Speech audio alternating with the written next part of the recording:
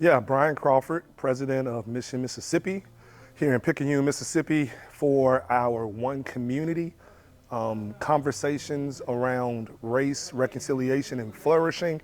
It's an event, community event, in which we're gathering various backgrounds or people from various backgrounds, ethnicities, cultures, to come together and to have a conversation around race and around flourishing. How can, and even more so, how can the local churches and the local church come together to be a part of the solution that leads to common flourishing in each one of these communities? The reason I open my doors is, first of all, God loves people. God loves people. And he don't say what matter of color they are. God loves people. And so I want to be a part of loving people. So in partnership with the Foundation of the Mid-South and the catalog work of truth and healing and reconciliation, this is what this is about, is to go to the local community, get a viewpoint or a perspective from the local community, how race play into the economics, how race play into relationships and things in the community. So in many ways, what we try to do here is we try to set a different temperature, a different tone, give people the kind of safety, give people the kind of freedom that help them experience this kind of conversation in a positive light, so that they might be encouraged to continue to have it. When we opened up the door about dealing with the spiritual roots, that was the most meaningful thing that we did today. Because there's spiritual roots, but it's one thing to deal with the issue, with the manifestations, but until you deal with the spiritual roots, you're just still dealing with the manifestations.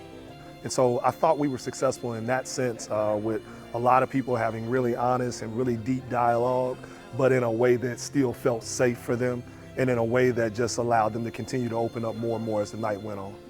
What I feel like and believe and know that will work, it's been proven through the work of Mission Mississippi, is to begin to gather together people of like mind and like discussion, and begin to talk about the practicality of meeting together, developing a relationship, building a relationship, and addressing the issues and concerns that have been plaguing our communities. I think the church has to be the place where racism dies. I think that the church, because of Jesus Christ and him loving people, all people, and died for all people, has to be the place where we look across those things and Jesus heals our heart and makes us one. Doesn't mean we have to all go to the same church, but we have to all know that we're part of the same church, the Church of Jesus Christ. The church is the key role to this, because church have access to the local leadership, the church have access to the community people.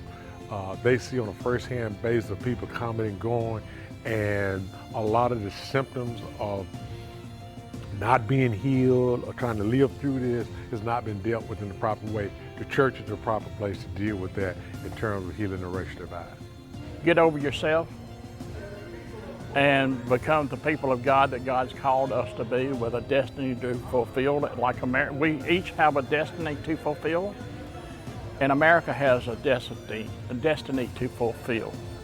We have the opportunity from a Christian perspective to help bring about the reconciliation in this state.